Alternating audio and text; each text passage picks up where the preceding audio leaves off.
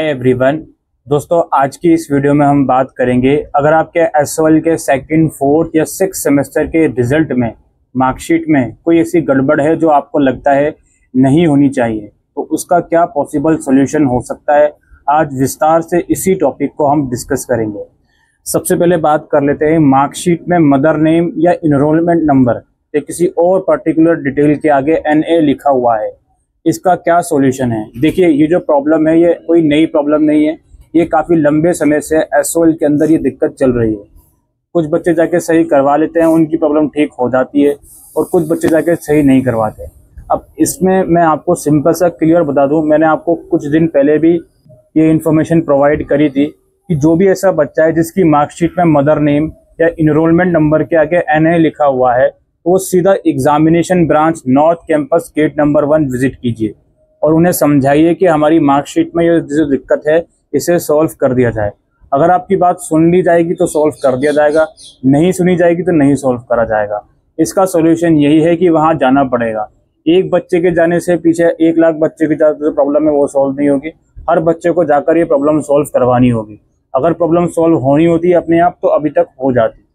ठीक है, बाकी सवाल ये आता है कि सर अगर हम ठीक नहीं करवाएंगे तो कोई क्या दिक्कत होगी। देखो, दिक्कत तो कुछ नहीं होगी, क्योंकि अल्टीमेटली आपका जो मोस्ट कंसर्न चीज़ है वो एग्जाम रोल नंबर, आपका नाम और नीचे आप पास हो या नहीं, वो चीज़ें देखी जाती हैं। तो वो चीज़ें क्लियर है तो मुझे लगता नहीं कोई दिक्कत होगी। फिर भी 1-2% रिस्क लेना ठीक नहीं है, खासतौर पर अगर आप गवर्नमेंट एग्जाम डॉक्यूमेंट वेरिफिकेशन की बात करें तो प्लीज़ इसको जाकर एक बार कंसल्ट कीजिए एग्जामिनेशन ब्रांच में। ठीक है, जिसको PG में एडमिशन चाहिए मुझे नहीं लगता कोई दिक्कत होगी इस मार्कशीट के साथ। दूसरी इशू यहाँ पे ये आता है कि सर मेरी मार्कशीट में, अच्छा ये प्रॉब्लम होगी जिनको सेमेस्टर 6 का रिजल्ट आया है और वो पास हो चुके हैं। सर मेरी मार्कशीट में डिवीजन मेंशन नहीं है, ग्रैंड CGPA मेंशन नहीं है। अगर आपने 4th ईयर के लिए अप्लाई करा है तब तो ग्रैंड CGPA और डिवीजन मेंशन नहीं होगी, और अगर अप्लाई नहीं करा, आपने नो कर दिया है, उसके बावजूद आपकी मार्कशीट में ग्रैंड CGPA या डिवीजन मेंशन नहीं है, तो मार्कशीट को एक बार री-डाउनलोड कीजिए। उसके बावजूद नहीं आती तो एक बार एसओएल कैंपस में जाके बातचीत कीजिए कि मैंने 4th ईयर के लिए अप्लाई नहीं करा, कॉन्सेंट फॉर्म में नो दिया है, उसके बावजूद मुझे मार्कशीट में डिवीजन या ग्रैंड CGPA नहीं दिया गया है। ये हो गई बात। इसके अलावा बात करते हैं एब्सेंट वाली प्रॉब्लम की। अब एब्सेंट भी काफ़ी अलग अलग तरीके से है। एक तो ये कि आप पेपर देकर आए थे, उसके बावजूद आपको नेट ग्रेड के सेक्शन में एब्सेंट दिया गया है। तो अगर नेट ग्रेड के सेक्शन में एब्सेंट दिया गया है तो मोस्ट लाइकली आपसे अटेंडेंस शीट मंगवाई जा सकती है, लेकिन पहले आप अपने एसओएल कैंपस या एग्जामिनेशन ब्रांच में कांटेक्ट कीजिए। अगर ऐसी सिचुएशन आपके साथ है, आपको किसी पर्टिकुलर सेक्शन में एब्सेंट दिया गया है लेकिन नेट ग्रेड में आप पास हो, फॉर एग्जाम्पल आपको ट्यूटोरियल के सेक्शन में एब्सेंट दे दिया लेकिन नेट ग्रेड में ओवरऑल आप पास हो, तो उस सब्जेक्ट में आपके साथ कोई दिक्कत नहीं है ओवरऑल।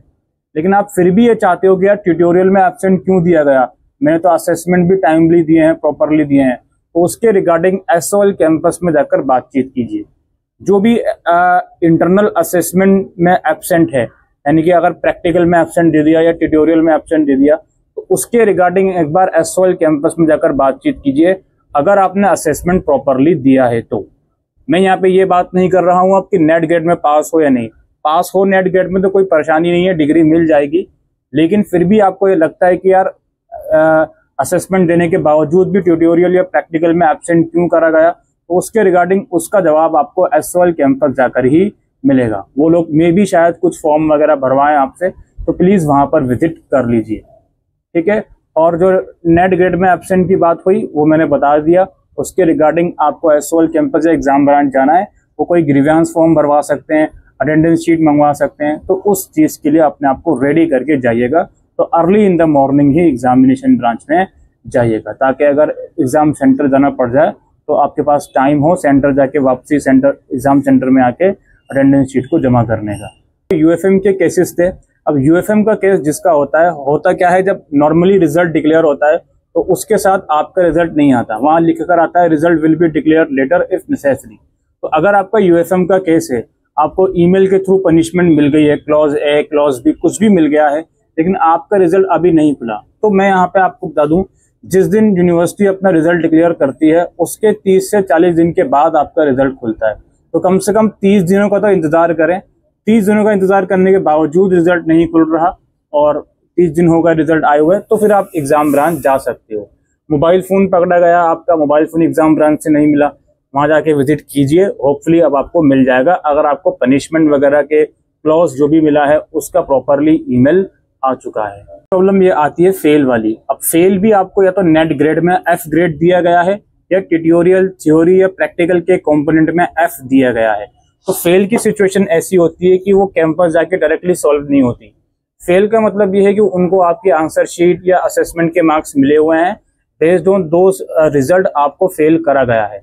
अब इस सिचुएशन में या तो आप री इवेल्यूशन करवा सकते हो अगर आप नेट ग्रेड में फेल हो, या फिर आप उसका री एग्जाम दे सकते हो। अगर आप नेट ग्रेड में पास हो लेकिन थ्योरी या ट्यूटोरियल या प्रैक्टिकल के कंपोनेंट में फेल हो, तो भी आपको डिग्री मिल जाएगी अगर आप नेट ग्रेड में पास हो।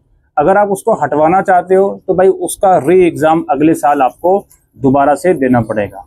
री इवेल्यूशन अगर आप करवा रहे हो नेट ग्रेड में फेल हो तो उसका क्या प्रोसेस है, डिस्क्रिप्शन बॉक्स में उस वीडियो का लिंक आपको मिल जाएगा, आप उसको देख के अप्लाई कर सकते हो। लेकिन री इवेल्यूएशन वैल्यू एडिशनल, AEC या SEC जैसे सब्जेक्ट में अलाउड नहीं होता, केवल डिसिप्लिन और जेनरिक सब्जेक्ट में ही री इवेल्यूएशन अलाउड है।